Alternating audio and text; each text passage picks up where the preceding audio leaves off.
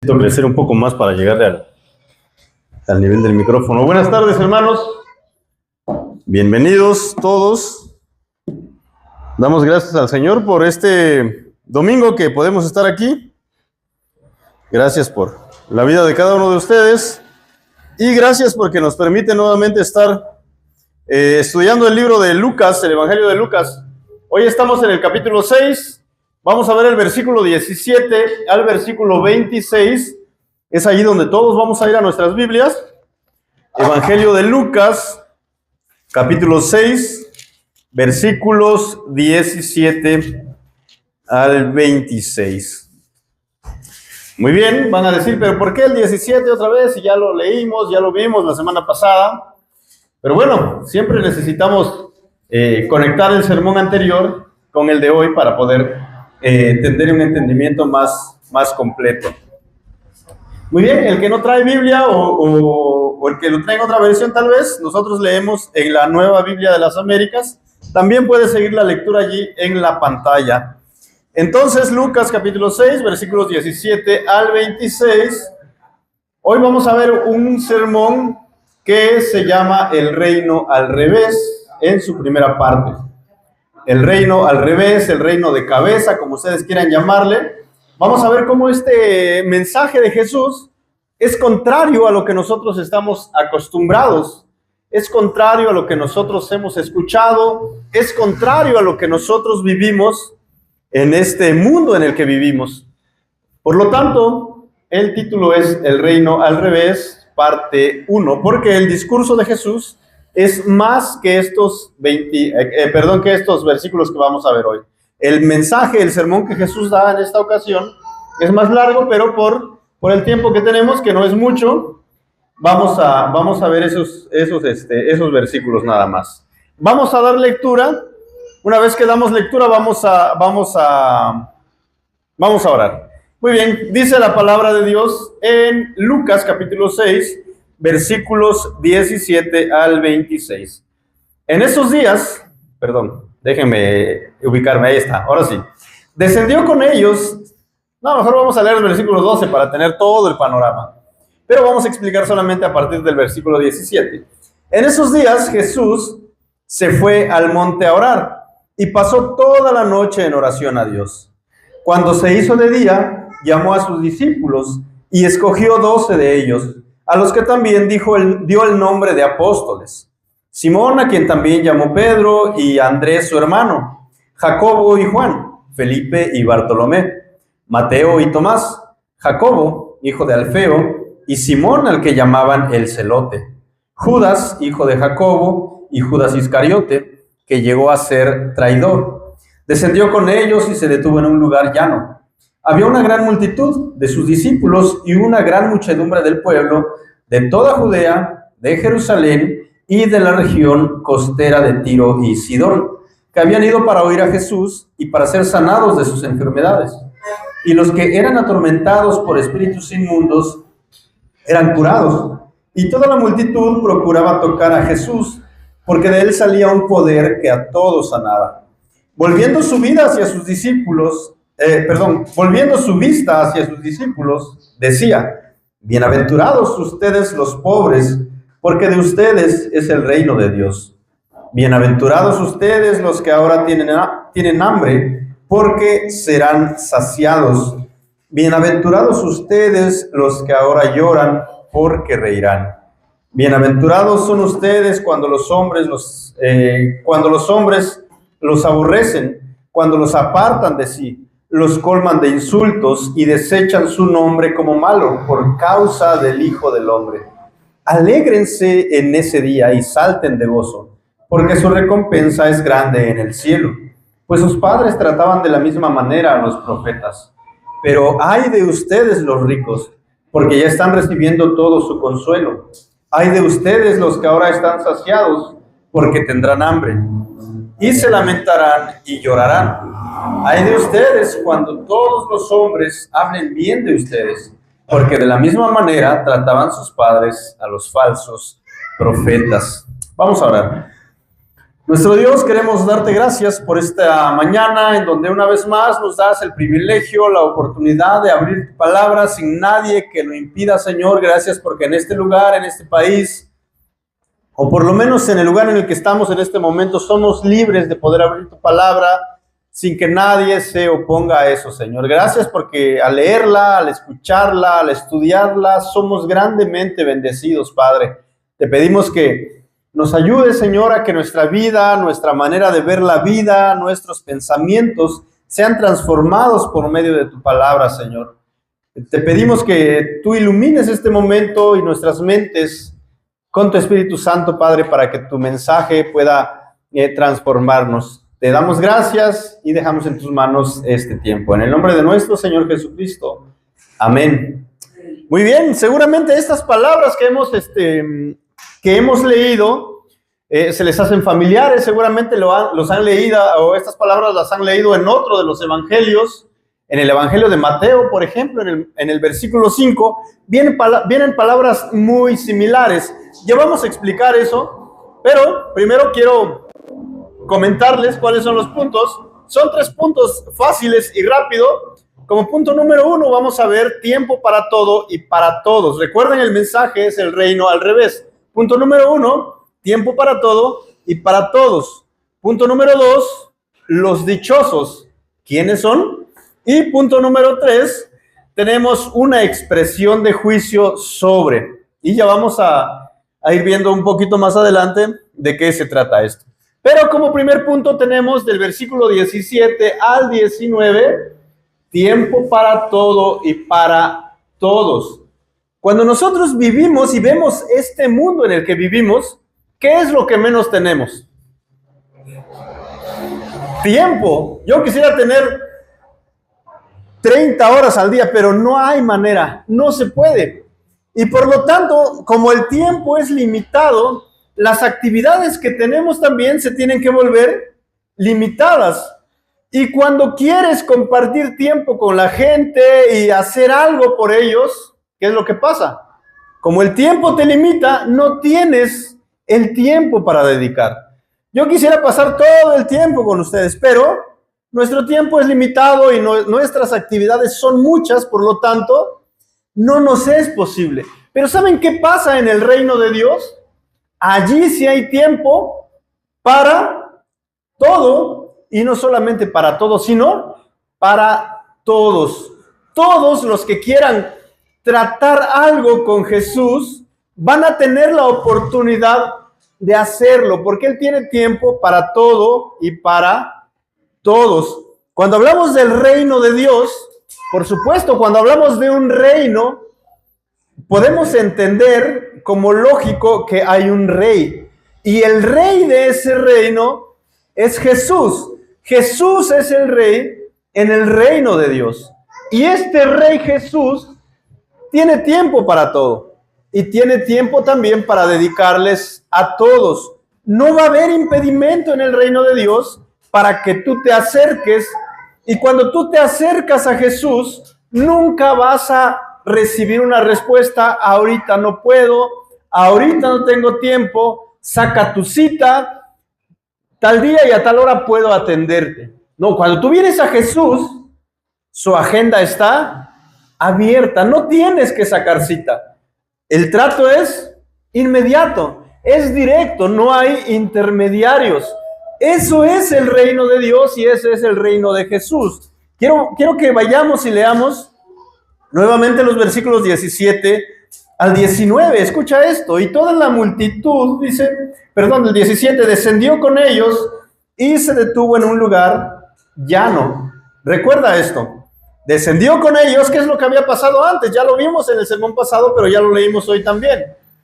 Mucha gente seguía a Jesús, mucha gente eran sus discípulos, pero a Jesús le place escoger 12 de toda esta multitud. Él escoge 12 personas, 12 hombres que no tenían características especiales, que no eran muy capacitados, que no tenían un montón de títulos colgados en sus paredes, que no venían de familias reconocidas, no, sino eran 12 hombres, como dijo John MacArthur, comunes, y corrientes, sin nada que llamara la atención sobre ellos, y a ellos llamó Jesús. Una vez que Jesús pasó toda la noche orando en comunión con su Padre, escoge a 12 hombres, que ya leímos los nombres: Simón, Andrés, Felipe, Bartolomé, y hasta había un cuate que se llamaba Judas, que era el traidor, ¿verdad?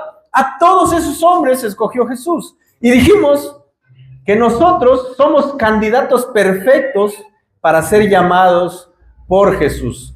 Tenemos todas las características: traidores, tramposos, sin nada especial en nosotros.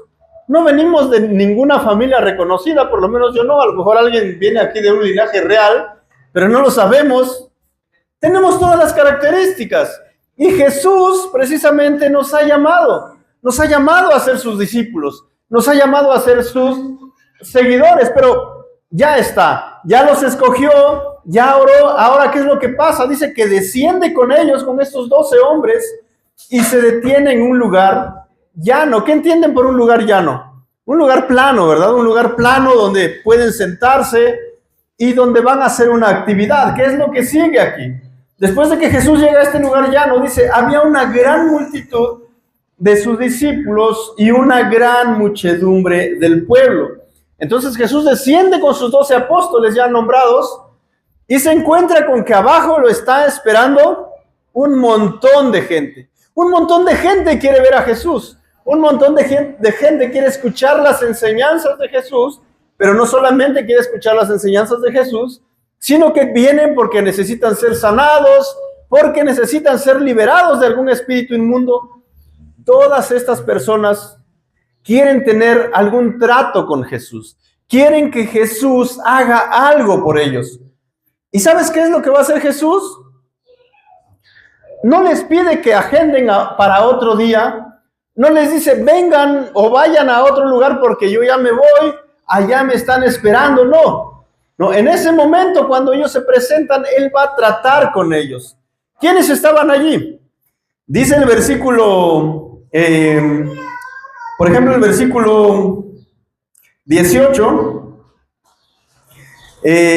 había gente que había oído para oír a Jesús. Entonces estaban los que querían escuchar las enseñanzas de Jesús. Había gente con deseos, con hambre de escuchar la palabra de Dios, el mensaje de Jesús, el evangelio de Jesús. Querían estar allí, ¿por qué? Porque querían escucharlo. Y Jesús, ¿qué es lo que les va a dar? Les va a dar palabra de Dios. Ya va a predicar Jesús. Vamos a verlo en unos versículos más abajo. Pero ¿quiénes más estaban allí? Los que necesitaban ser sanados. Dice que había gente, en el versículo 18 también, allí mismo querían oír a Jesús, y luego también había gente que querían ser sanados de sus enfermedades. Así como el día de hoy también había gente enferma que necesitaba ser sanada. La medicina no era tan avanzada en ese tiempo, por lo tanto, seguramente había médicos buenos posiblemente, pero que había gente que no encontraba sanidad o sanación para sus enfermedades, y como último recurso seguramente buscaban a Jesús. ¿No es a veces lo que nos acerca a la iglesia? Si tú le preguntas a la gente a veces, oye, ¿cómo fue que llegaste a la iglesia? Y te van a contar y te van a decir una historia. Y algunos te van a decir, bueno, es que yo tenía problemas en mi familia y fue así como llegué a la iglesia. Y otros te van a decir, no, pues es que yo estaba muy enfermo y ya había ido con todo la gente que se pudiera, médicos, brujos, y pues al final llegué a la iglesia. Y todavía te dicen, y aquí encontré que Jesús me sanó de alguna manera, ¿verdad? Muchas veces es la manera en que nosotros llegamos a Jesús. Estas personas estaban llegando también porque necesitaban ser sanados. ¿Quiénes más estaban acercándose a Jesús? Versículo 18 también. Dice también, y los que eran atormentados por espíritus inmundos. Entonces había gente que necesitaba ser liberada de ciertas posesiones demoníacas que se manifestaban en ese tiempo. En ese tiempo las enfermedades eran muy relacionadas con posesiones demoníacas. Si se acuerdan, hay varios personajes en la Biblia a los que Jesús libera de demonios, ¿verdad? El joven endemoniado ni me acuerdo cómo se llama ese pueblo, como Gadara o algo así, el endemoniado gadareno, ¿verdad? Y 4 o 5 más ejemplos que la Biblia nos muestra cómo Jesús libera a esta gente. Entonces aquí hay todo tipo de gente. Hay apóstoles, los 12 que apenas han sido escogidos por Jesús. Hay discípulos también, seguidores de Jesús, y aquellos que vienen buscando un milagro. Todo ese tipo de gente hay, y a todos ellos Jesús los va a atender.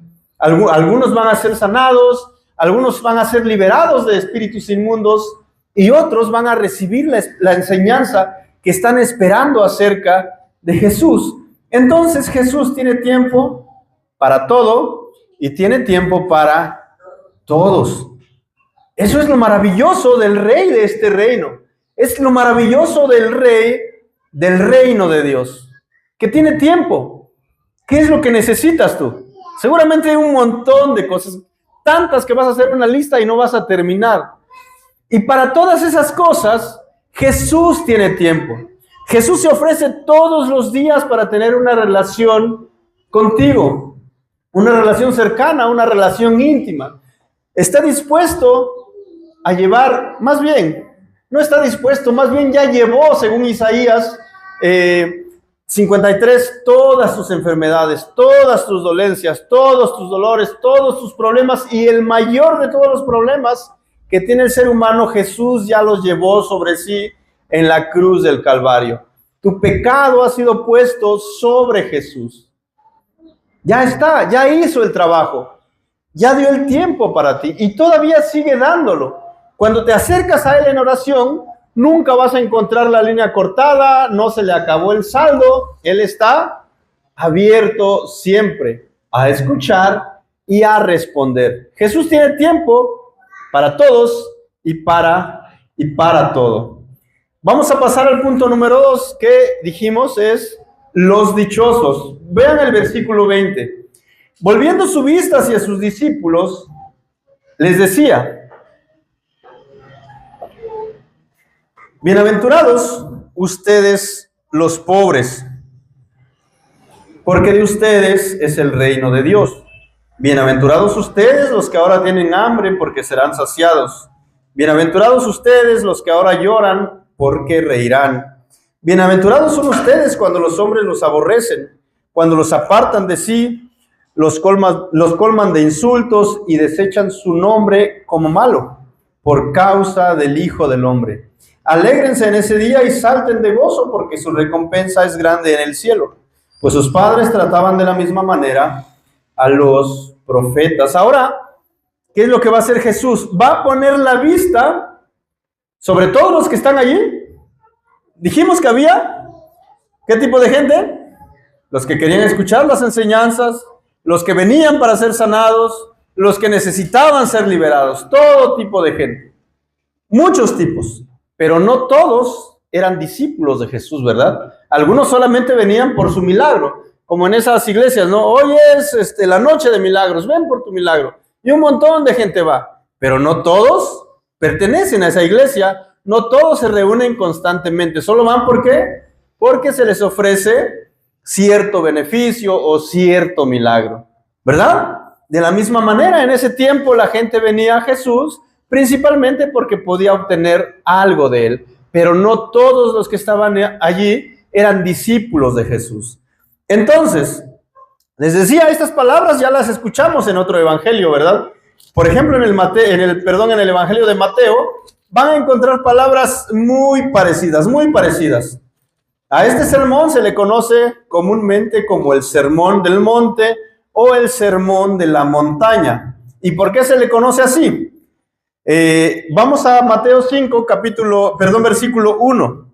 Y vamos a leer unos versículos para que puedan comparar el discurso de Jesús en Lucas 6 y el discurso de Jesús en Mateo capítulo 5. Dice el versículo 1 del capítulo 5 de Mateo: cuando Jesús vio a las multitudes, ¿qué es lo que hizo? Subió al monte Y después de sentarse, sus discípulos se acercaron a él, y abriendo su boca les enseñaba, diciendo: Bienaventurados los pobres en espíritu, pues de ellos es el reino de los cielos. Bienaventurados los que lloran, pues ellos serán consolados. Bienaventurados los humildes, pues ellos heredarán la tierra. Bienaventurados los que tienen hambre y sed de justicia, pues ellos serán saciados.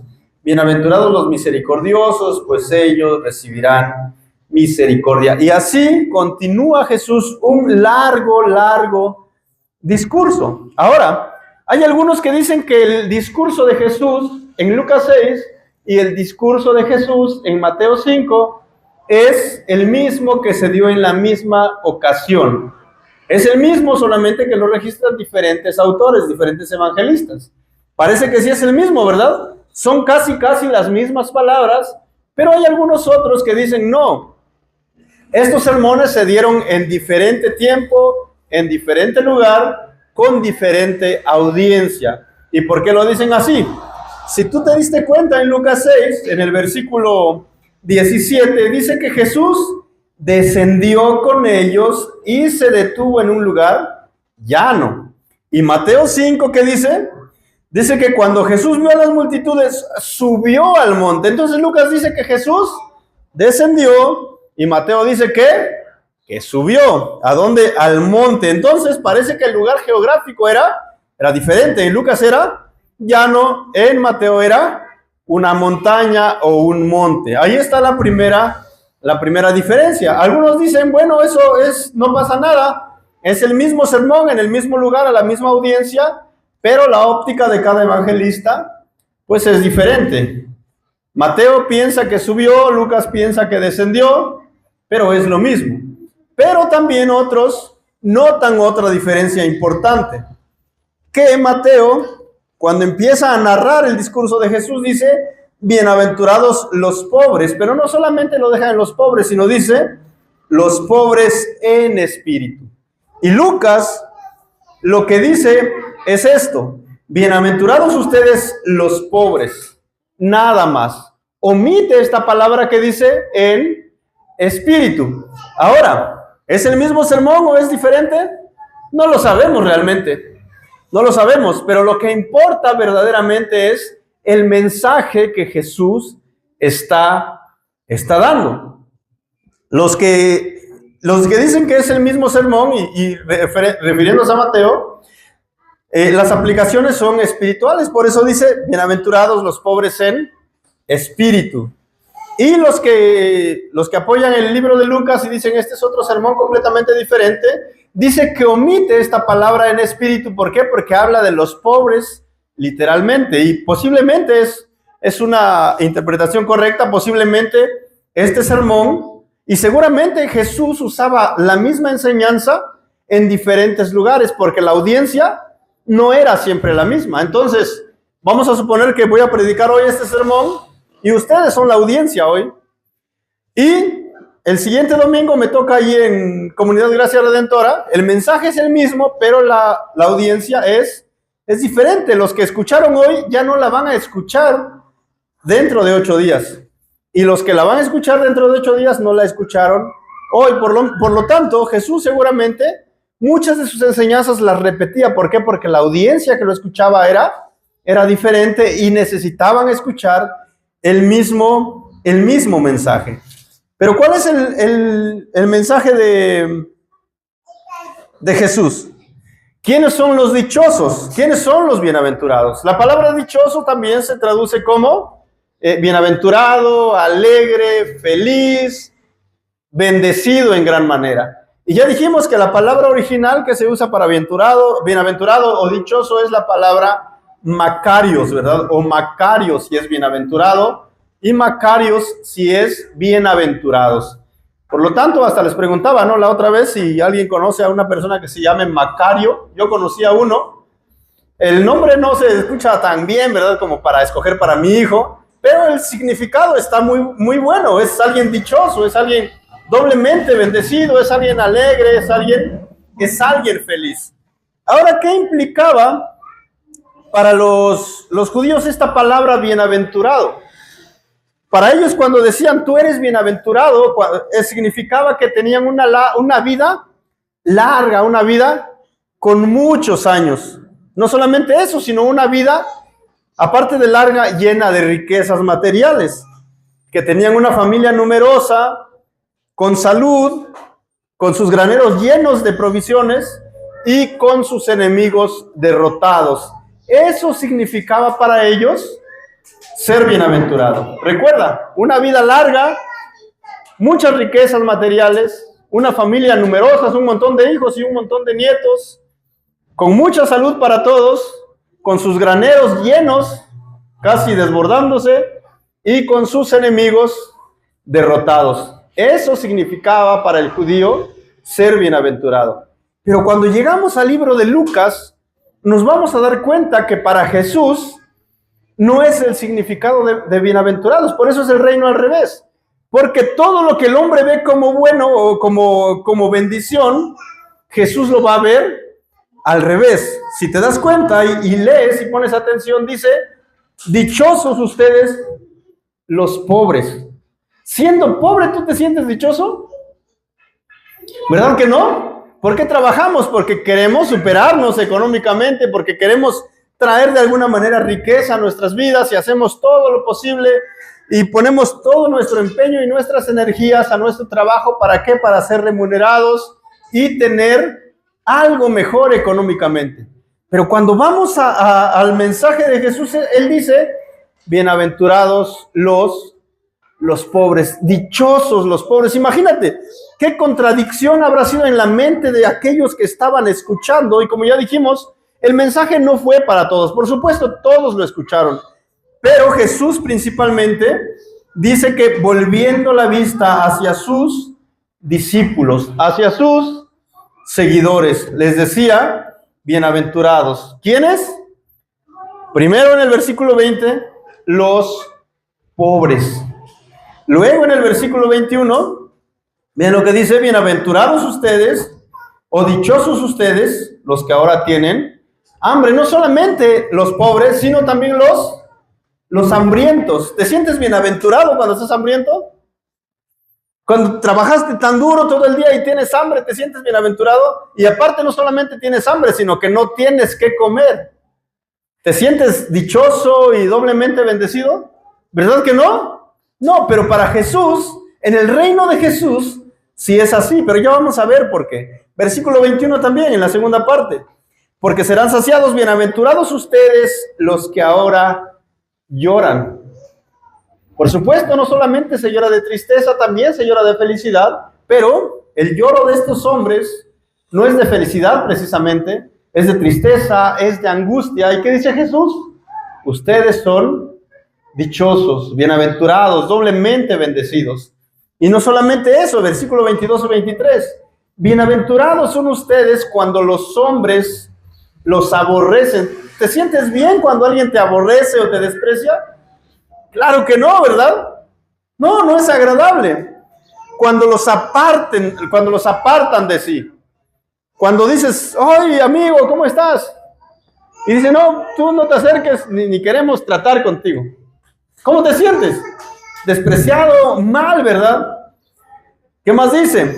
Cuando los hombres los colman de insultos, cuando no solamente te desprecian, sino te empiezan a insultar, tú eres así, no nos caes bien porque eres seguidor de Jesús. ¿Cómo te sientes? ¿Dichoso? ¿Bienaventurado? Claro que no. ¿Qué más dice? Y desechan su nombre como malo por causa del Hijo del Hombre. Esa es la clave. ¿Por qué son pobres? Por causa del Hijo del Hombre, por causa de seguir a Jesús, por causa de creer en Jesús. ¿Por qué están hambrientos? Por causa de creer en Jesús. ¿Por qué lloran? Por causa de creer en Jesús. ¿Por qué son despreciados e insultados? Por causa de seguir a Jesús. A estas personas les está hablando.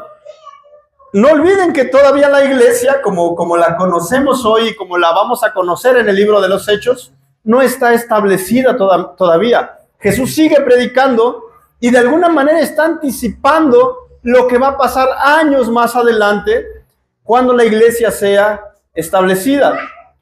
tanto judíos como gentiles que crean en Jesús, muchos de ellos van a llegar a ser pobres. ¿Por qué? Porque si recuerdan, cuando Él llama a sus discípulos, ¿qué es lo que hace? Llama a sus discípulos, ¿y qué es lo que ellos hacen? Después de traer las barcas a tierra, dejándolo todo, siguieron a Jesús. Tenían sus trabajos, tenían de alguna manera la forma de mantenerse económicamente, pero una vez que Jesús los llama, ¿qué hacen? Lo dejan todo, y simplemente confían en aquel hombre que los está llamando. Lo dejan todo y siguen a Jesús. En el caso de, ¿cómo se llamaba este cuate que vimos hace unos sermones atrás? Leví, Mateo, el cobrador de impuestos. ¿Qué es lo que hizo? Y él, dejándolo todo, se levantó y lo seguía. Jesús vino, le dijo: Mateo, Leví, sígueme. ¿Y qué es lo que hizo? Se levantó, dejó todo, el dinero que había cobrado, todo, y lo siguió. ¿Qué es lo que está haciendo Jesús? Está advirtiendo a todos los que están escuchando el precio de seguirlo, el precio de ser sus discípulos. Quiero que vayan ahora a la primera carta de Pedro, en el capítulo 4, versículos 12 y 19. Primera carta de Pedro 4, del 12 al 19. Y ahí vamos a leer algo que va a suceder y que en ese momento estaba sucediendo con los seguidores de Jesús. Dice así, escuchen bien: amados, dice Pedro, no se sorprendan del fuego de prueba que en medio de ustedes ha venido para probarlos, como si alguna cosa extraña les estuviera aconteciendo. ¿Qué dice? La prueba, el sufrimiento, no debe ser algo extraño para el cristiano. Más bien debe saber que posiblemente es su vida cotidiana. El sufrimiento, la persecución, las pruebas, es lo que le espera al pueblo de Dios, a la iglesia. Antes bien, dice el versículo 13, en la medida en que comparten los padecimientos de Cristo, regocíjense para que también en la revelación de su gloria se regocijen con alegría. Cuando pasen estos momentos difíciles, ¿qué es lo que dice Pedro que la iglesia va a hacer? Se va a regocijar, va a sentirse dichosa, va a sentirse bienaventurada porque está siendo perseguida y está sufriendo a causa del evangelio de Cristo. Versículo 14. Si ustedes son insultados por el nombre de Cristo, dichosos son, pues el Espíritu de gloria y de Dios reposa sobre ustedes. Ciertamente por ellos Él es blasfemado, pero por ustedes es glorificado. Que de ninguna manera sufra alguien de ustedes como asesino o ladrón o malhechor o por entrometido. Pero si alguien sufre como cristiano, que no se avergüence, sino como tal glorifique a Dios. Dice, si sufren porque son asesinos, porque son malhechores, porque son chismosos, está bien. Preocúpense si está pasando eso. Pero si por causa de Cristo, regocíjense, porque en su sufrimiento están dando gloria a Dios. Porque es tiempo de que el juicio comience por la casa de Dios. Y si comienza por nosotros primero, ¿cuál será el fin de los que no obedecen al evangelio de Dios? Y si el justo con dificultad se salva, ¿qué será del impío y del pecador? Así que los que sufren conforme a la voluntad de Dios, encomienden sus almas al fiel Creador, haciendo el bien.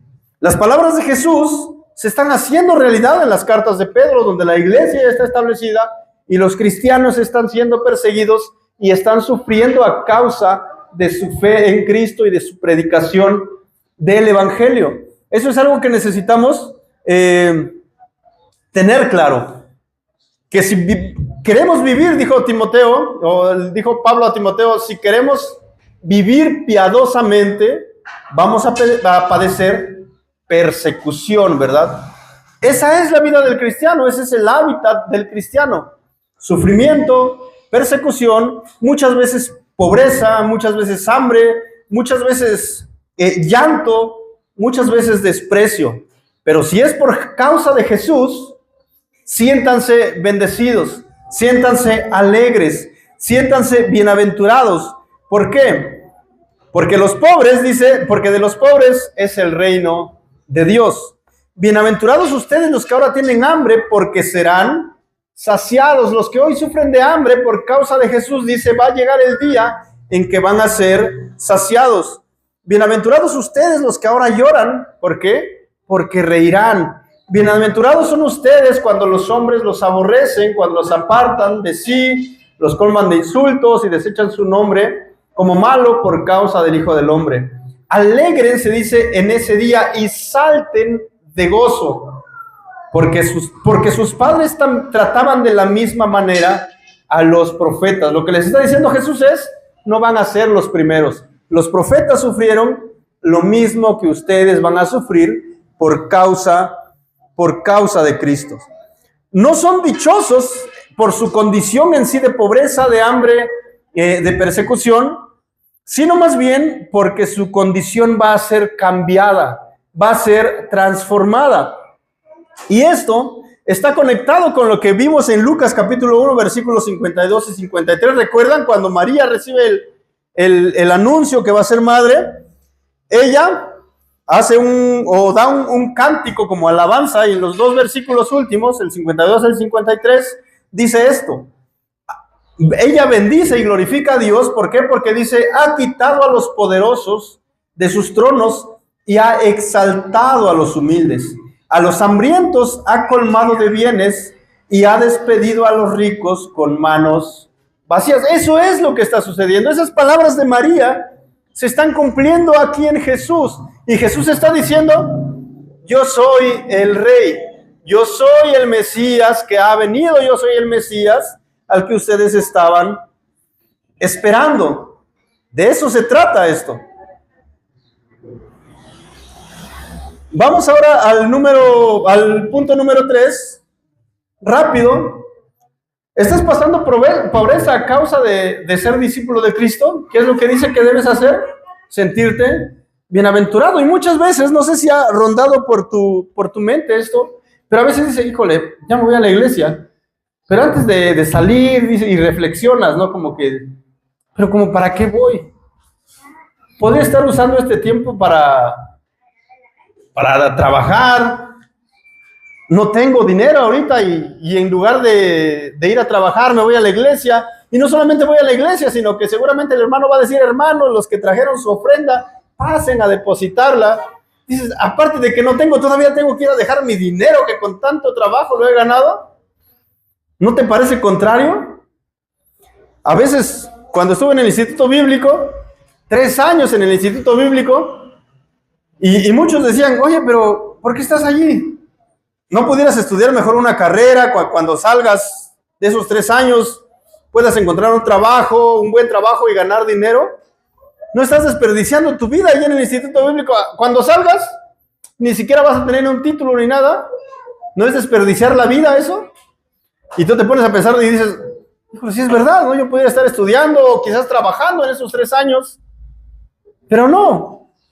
¿Qué es lo que necesitamos?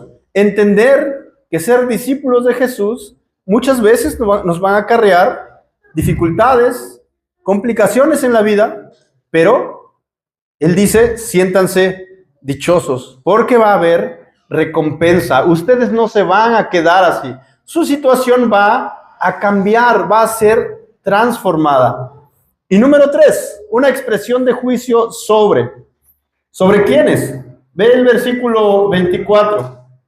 Una vez que ya dio bienaventuranzas y les ha dicho dichosos a todos aquellos que ya repasamos, ahora va a haber una expresión de juicio. Esta palabra que él va a decir, ay de ustedes, no solamente es como cuando dices, ay, pobre, ¿verdad? Sientes compasión, de alguna manera sientes lástima, pero en las palabras de Jesús y en la Biblia, cuando encuentras una palabra que dice, ay, no solamente es compasión, no solamente es lástima, sino que es juicio. De eso se trata esa frase. Cuando tú encuentras ay en la Biblia, normalmente está hablando acerca de un juicio que va a venir sobre esa gente. Por ejemplo, en el Isaías 6, cuando Isaías tiene una visión, ¿verdad? En el templo, ¿Y cuál es la expresión, la primera expresión? Ay de mí, dice. ¿Qué es lo que está diciendo? No está diciendo, bueno, sí, está diciendo, ay, pobre de mí, pero ¿por qué?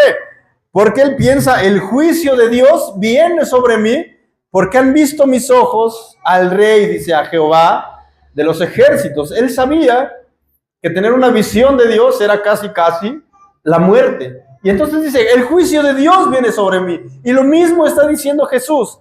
Ay de ustedes. Ay de ustedes, ¿quiénes? Los que ahora están saciados, es decir, los que no son... perdón, el versículo 24, pero hay de ustedes los ricos. ¿A quiénes les dijo bienaventurados? A los pobres. ¿Y a quiénes les dice juicio de Dios viene sobre ustedes? A los ricos. Al contrario, ¿verdad? Los bienaventurados son los pobres, los ricos son los que van a tener el juicio de Dios sobre ellos. ¿Cómo es en este mundo?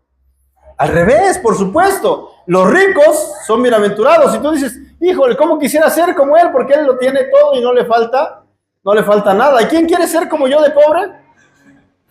Nadie, ¿verdad? Por supuesto que no. Nadie. Pero en el reino de Dios no es así. En el reino de Dios todo es al revés. Hay de ustedes los ricos. ¿Por qué? Porque ya están recibiendo todo su consuelo. Esa riqueza que tienen hoy, cuídenlo porque es lo único que van a tener. Después de eso, no va a haber nada para ustedes. Ahora, ¿ser rico los condenas? ¿Ser ricos los condena? Por supuesto que no. Pero recordemos las palabras de Jesús al hombre rico, precisamente. Oye, Señor, ¿qué necesito para seguirte? Bueno, pues guarda este mandamiento y guarda el otro y guarda el otro. ¿Y qué dijo el cuate? Todo lo he hecho. Bueno, ¿ya lo hiciste todo? Sí, todo. Bueno, ahora ve, vende todo lo que tienes y repártelo a los pobres. ¿Y qué dijo el hombre? Híjole, todo lo puedo hacer, pero esto que me pides, no. ¿Por qué? Porque muchas veces la riqueza material es como una barrera que te impide ver a Jesús como el Salvador, como tu único consuelo y como tu único tesoro. Por lo tanto, Dios y el Evangelio no están peleados con las riquezas materiales, por supuesto que no, pero necesitas tener cuidado porque muchas veces estas riquezas materiales van a ser un estorbo entre Dios y tú, entre tú y Dios. ¿Por qué? Porque pones toda tu confianza en las riquezas materiales y por último te acuerdas de Dios. En cambio, el pobre, ¿qué es lo que hace? Como dijo el profeta Juan Gabriel, ¿no? No tengo dinero. ¿Qué más dijo? Ni nada que dar, ¿verdad? ¿Cuál es mi único consuelo? ¿Cuál es mi única esperanza? El Señor. Cuando me enfermo y no tengo dinero, ¿a dónde voy? Al Señor. Es el único que puede ayudarme, es el único que puede proveerme. Por eso es que el pobre es bienaventurado. Y el rico con todo su dinero dice, es lo único que tienes. No tienes más. En cambio, el pobre tiene a Dios y tiene su esperanza puesta en Él. Ve el versículo 25. Ay de ustedes los que ahora están saciados. ¿A quiénes les dijo bienaventurados? Ay de ustedes los que tienen hambre. Y ahora les dice, ay de ustedes los que ahora están saciados, los que no tienen hambre, los que tienen el estómago lleno, porque tendrán hambre. Entonces, ¿qué es lo que va a pasar con ellos? Van a tener hambre, va a llegar el día en que toda la posesión que tienen no van a estar más. Y entonces van a sufrir las consecuencias. Luego dice la segunda parte. Y hay de ustedes los que ahora ríen porque se lamentarán y llorarán. ¿Qué es lo que dijo? Bienaventurados los que lloran. Y ahora dice, bienaventurados los que ríen, porque va a haber un momento en que esa risa se va a terminar. Y lo único que queda para ustedes es lamento y lloro. Versículo 26. Ay de ustedes cuando todos los hombres hablen bien de ustedes. ¿Qué es lo que dijo antes? Bienaventurados son ustedes cuando los hombres los aborrezcan, cuando los aparten de sí, cuando los insulten, cuando los desechen como malos. Pero a los otros les dice: ay de ustedes, juicio viene sobre ustedes cuando todos los hombres hablen bien de ustedes, porque de la misma manera trataban sus padres a los falsos profetas, a aquellos que hablaban lo que la gente quería escuchar. ¿Cómo eran tratados? Bien, como los héroes, ¿verdad? ¿Lo han visto en las iglesias hoy? Bendición de Dios viene para ti, trae tu ofrenda y va a ser multiplicada. ¿Y qué dice la gente? Está como aquí, no, está a reventar y vamos a tener que hacer pisos más para allá porque la gente no alcanza. Pero cuando la palabra de Dios es predicada y el pecado es puesto delante de la gente, ¿qué es lo que pasa? Uno por uno, como que cuando viste ya nada más como tienes a 2 o 3, ¿verdad? Y precisamente por eso en las iglesias hay como ese temor de decir y confrontar a la gente con su pecado. ¿Por qué? Porque casi prácticamente te vas a quedar solo. Le pasó a Jesús, ¿no es cierto? ¿Qué les dijo? Estas son las implicaciones de seguirme. ¿Quieres seguirme? Ah, bueno, toma tu cruz, sígueme. ¿Y qué pasó con la gente? Poco a poco se empezó a ir. Y al final Jesús solamente se quedó con sus 12 apóstoles que él había escogido. Cuando Jesús murió, ¿qué pasó con ellos? Tuvieron miedo, se dispersaron, ya querían volver a sus trabajos normales, pero por la gracia del Señor, nuevamente volvieron a estar juntos. Y esos hombres comenzaron una gran obra por medio del Espíritu Santo, hasta llegar a lo que hoy es la iglesia. Porque el Señor sigue edificando su iglesia a pesar de la pobreza de sus discípulos, a pesar de la persecución sobre sus discípulos. La iglesia sigue creciendo, la iglesia sigue caminando, la iglesia sigue aumentando. ¿Por qué?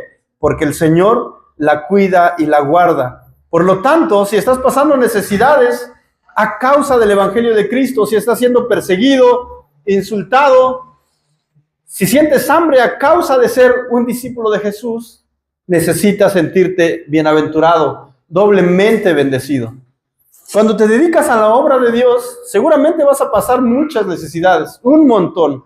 Y cuando quieres servir al Señor, va a haber muchos obstáculos y muchas trabas y muchos pensamientos que dices: híjole, voy a dedicar tanto tiempo a la obra de Dios. ¿Pero qué implica eso? Que no van a llegar recursos económicos a tu casa, por lo menos, y vas a decir: híjole, voy a estar limitado. Y eso vas a decir: híjole, ¿lo hago o no lo hago? Y más cuando ya te acostumbras a trabajar todos los días y recibes un sueldo que casi que es seguro. Y cuando te dicen: ay, ¿no te gustaría ir a Cuilapan? Ahí hay una señorita que tiene una casa y está su familia y quiere escuchar el Evangelio. Oye, ¿quieres dedicar un día de tu semana para allá? Y por supuesto, cuando eres un siervo del Señor, no vas a decir: ay, ¿cuánto me van a pagar? ¿O cómo va a estar la onda? No, simplemente vas porque es el más grande deseo de un siervo del Señor. No importa. ¿Te van a faltar cosas materiales? Seguramente sí, pero el Señor nunca te va a dejar desamparado. El Señor siempre, en su gracia y misericordia, siempre te va a levantar. Y en medio de esa necesidad, vas a ver la provisión del Señor y la misericordia de Dios. El Señor nunca falla, el Señor nunca falta a sus promesas. Y esa es la confianza que tenemos en Él. ¿Eres pobre por seguir a Cristo? No pasa nada. Síguelo haciendo, síguelo siguiendo. Sigue siendo su discípulo. Él te va a proveer, Él te va a llevar adelante, así como lo prometió, así como les dijo a sus discípulos. Vivimos en el reino al revés, en el reino de Dios. Por lo tanto, no te preocupes de este mundo, no te preocupes del reino que opera en este mundo en el que estamos. Aquí todo va a ser al revés. Aquí te dicen: eres pobre, no sirves para nada. ¿No tienes para comer? No nos importa. No, en el reino de Dios sí importa. ¿Eres pobre? Eres bienaventurado. ¿No tienes para comer? Eres bienaventurado. De eso se trata el reino de Dios. Pero necesitas tener una mente de discípulo y un corazón de discípulo. Cuando lo logres tener, todas las aflicciones de este mundo presente no se van a comparar con el gozo que va a haber en tu corazón, porque el apóstol Pablo ya lo dijo: todas las aflicciones del mundo presente no son comparables al eterno peso de gloria que nos espera. Casi que Pablo dice: híjole, este eterno peso de gloria me está aplastando en este momento. Estoy gozoso, estoy alegre, estoy feliz. Me encanta servir al Señor y me encanta seguir al Señor. Los ricos pueden quedarse con su dinero, no pasa nada. Los que tienen todo el poder del mundo pueden tenerlo, no pasa nada, y no los envidio. ¿Por qué? Porque el Señor dice que en algún momento, desafortunadamente, no van a tener nada y tampoco ni siquiera van a tener consuelo de parte de Dios. Entonces, ese es el mensaje del Evangelio. Ese es el mensaje de este reino al revés. Y prepárate, porque el siguiente domingo la cosa se va a poner más difícil, más complicada. A ver cuántos regresan al otro domingo. Seguramente, posiblemente si no se van hoy, al otro domingo ya como que vamos a tener como 2 o 3 para dentro de unas 3 semanas. ¿Por qué? Porque el mensaje de Jesús es duro, es difícil de escuchar, pero vale la pena escucharlo y vale la pena creerlo. ¿Sabes por qué te digo que es más difícil de escuchar lo siguiente? Porque nada más te voy a dar una prueba, el versículo 27. Pero ustedes, los que oyen, les digo, amen a sus enemigos, hagan el bien a los que los aborrecen. ¿Es lógico? ¿Verdad que no? ¿Qué es lo que nos enseñaban?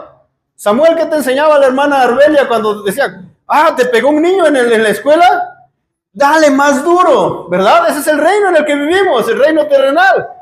Pero en el reino de Dios, dice, si alguien te pegó, regálale tu lunch que te mande para el recreo. Ese es el reino al revés, ese es el reino de Jesús. A eso estamos llamados los discípulos.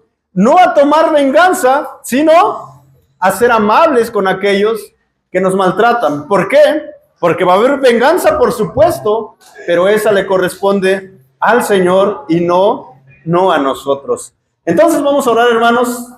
Ya son la 1, ya es tarde, vámonos. Ya nos cansamos, vámonos. Vamos a orar. Padre, queremos darte gracias por tu palabra, gracias por el Evangelio de Lucas, gracias por tantas cosas que puedes enseñarnos, Señor, contrarias a nuestra lógica, pero lógicas en tu reino, Padre. Ayúdanos a entender que es de la manera como tú quieres que vivamos, es de la manera que tú lo has establecido, y ayúdanos, Señor, a sentirnos dichosos en nuestra escasez, en nuestra pobreza, y en todas las cosas que tú has planificado para nosotros. Ayúdanos a verlo como el cumplimiento de tus planes, Señor. Gracias por Pan de Vida, gracias por mis hermanos que están aquí. Te pedimos que puedas darles corazones receptivos y fieles a tu palabra, fieles a ti específicamente, Padre. Te lo pedimos en el nombre de Cristo Jesús. Amén.